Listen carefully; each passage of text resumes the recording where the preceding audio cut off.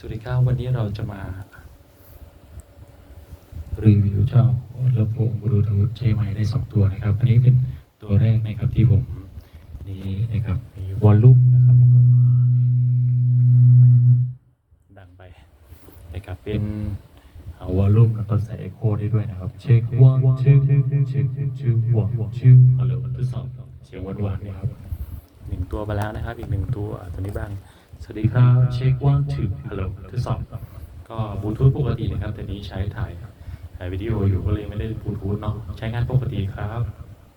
นะครับโอเคตามนี้เลยนะครับ